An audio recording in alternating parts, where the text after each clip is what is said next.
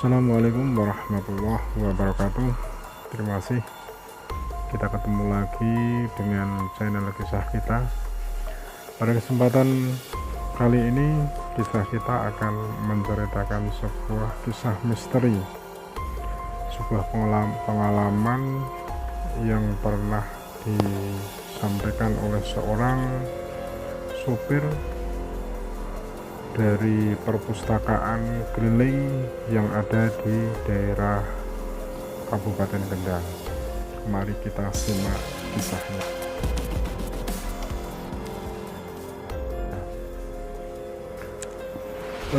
Seorang supir dalam kisah ini menceritakan perjalanannya selama kurun waktu tahun 2003 sampai 2009.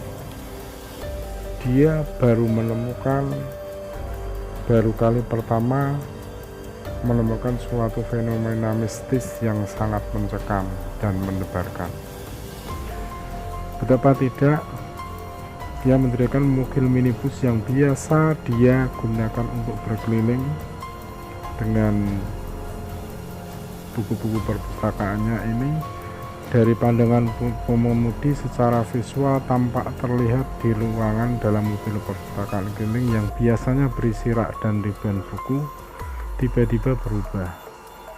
Isi menjadi keranda mayat lengkap dengan aneka bunga yang diruncing, dengan posisi berada di tengah, sedangkan di samping kiri dan kanan keranda duduk dua orang sosok manusia saling berhadapan memakai jubah warna hitam dengan posisi kepala menunduk ke arah keranda. Bagi sebagian orang mungkin tidak akan percaya begitu saja dengan cerita yang tidak masuk akal itu. Akan tetapi bagi si pengemudi mobil tersebut, peristiwa itu tidak akan terlupakan seumur hidupnya, bahkan membawa trauma yang berkepanjangan jika harus melakukan perjalanan di lokasi kejadian. Hal ini terjadi pada Kamis di bulan April tahun 2010. Tidak seperti biasanya, sang pengemudi mobil perpustakaan keliling yang biasa mengoperasikannya berhalangan masuk kerja karena kondisi kesehatannya sedang kurang fit, sehingga posisi sementara digantikan oleh staf bagian tata usaha yang mengemudikan kendaraan tersebut, ditemani oleh seorang petugas layanan perpustakaan keliling. Ada 4 sasaran lokasi layanan perpustakaan yang akan dituju pada hari itu, yaitu di Desa Meteseh, Kecamatan Boja, Desa Boja, Kecamatan Boja, Desa Taman Rejo, Kecamatan Limbangan, Desa Bumbegan, Kecamatan Boja, dan Desa Kaliputih, Kecamatan Singorojo. Mengingat waktu keberangkatan yang dari Kendal menuju lokasi tersebut sudah menjelang siang, sekitar pukul 10, dengan jarak tempuh sangat jauh, kurang lebih sekitar 80 km, sehingga kembali ke Kendal pun hari sudah menjelang petang, sekitar pukul 18 malam. Selama mengadakan layanan perpustakaan keliling di tempat lokasi yang saling berjauhan tersebut, kedua personil perpustakaan keliling tidak mengalami kendala apapun. Namun dalam perjalanan pulang menuju Kendal, ceritanya menjadi lain. Setelah mengantar staf dari perpustakaan di perumahan Jatisari Indah, Semarang, si supir langsung kembali ke arah Boja menuju Kendal melewati jalan jurusan Kaliwungu. Waktu sudah menunjukkan pukul 18. Selepas maghrib, mobil sudah melewati dusun Sepeta, Desa Kertosari. Disinilah cerita mistis ini mulai terjadi. Ketika mobil melewati tikungan tajam jalan menurun berkelok-kelok menuju kawasan hutan lindung, tiba-tiba dari arah belakang mobil yang dikemudikan ada cahaya putih terang benderang yang sangat menyilaukan mata menerangi ruang dalam mobil. Pada mulanya si supir mengira ada mobil lain di belakang yang mau menyalip. Namun ketika melirik kaca spion mobil sebelah kiri maupun kanan, tidak tampak adanya mobil satupun. Bahkan terlihat gelap, tetapi sinar terang benderang itu masih tetap menyala menerangi seluruh ruangan di dalam mobil yang dikemudikannya. Ketika si sopir melirik kaca spion di atas dashboard ruang kemudi, terlihat suatu penampakan yang sangat menyeramkan. Ruangan yang biasanya berisi rak dan ribuan buku yang tertata rapi telah berubah menjadi mirip sebuah ruangan dalam mobil ambulan jenayah dengan warna ruangan serba putih, diterangi oleh 2 buah lampu neon panjang di tengah atas. Padahal mobil itu tidak dilengkapi lampu neon, yang ada hanya bolam lampu kecil berwarna kuning redup. Kemudian di bawah nyala terang lampu neon tersebut, tepat di tengah-tengahnya terdapat sebuah keranda tempat memikul jenayah menuju liang lahat. Dikerodong menggunakan kain hijau yang sudah dihiasi dengan aneka bunga roncean. Di samping kiri dan kanan keranda tampak terlihat 2 sosok manusia berjubah hitam, duduk berhadapan dengan kedua tangan sedekap di dada. Kedua wajahnya menunduk menghadap ke arah keranda tersebut.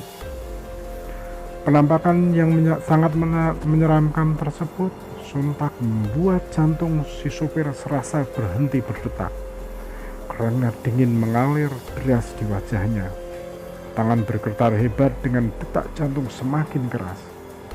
Pikiran kacau tidak karuan, meskipun mobil melaju dengan kecepatan tinggi, tetapi masih tetap dalam kendali si sopir. Tiap kali ia melirik kaca spion di atasnya, penampakan di belakangnya tersebut tetap muncul, tidak segera lenyap. Hingga pada akhirnya ketika mobil akan memasuki jembatan Sungai Blorong di Desa Darupono, Kecamatan Kaliwungu Selatan, sinar terang di belakang ruangan kemudi tersebut tiba-tiba meredup, kemudian padam dan gelap seketika, menjelma kembali berisi rak dan buku-buku sebagaimana biasa. Durasi penampakan ini termasuk cukup lama, karena dari lokasi dimulainya penampakan tersebut melewati hutan jati yang sangat lebat dan gelap, hingga berakhir di jembatan besar. Diperkirakan sekitar 5 menit dengan jarak tempuh berkelok-kelok sekitar 3 km. Konon kabarnya tempat munculnya penampakan tersebut pada zaman dahulu digunakan untuk membuang mayat orang-orang yang dituduh terlibat dalam gerakan Partai Komunis Indonesia. Bahkan menurut penuturan para warga di sekitar lokasi, tempat tersebut sering terjadi kecelakaan yang menelan banyak korban jiwa, sehingga biasa disebut dengan jalur tengkorak. Banyak kesaksian dari masyarakat yang sering melintas di wilayah tersebut, khususnya pada malam hari, mengalami beberapa kejadian penampakan aneh. Yang paling spektakuler adalah hutan larangan Darupono tersebut secara visual pernah terlihat oleh seorang saksi yang sering melintas jalur tersebut. Pada suatu waktu pernah berubah wujud menjadi deretan rumah mewah berlapis emas bertah-tahkan intan berlian yang sangat indah menawan. Penampakan rumah-rumah mewah tersebut tidak seperti lazimnya rumah modern saat ini, tetapi terlihat seperti rumah kuno zaman kerajaan.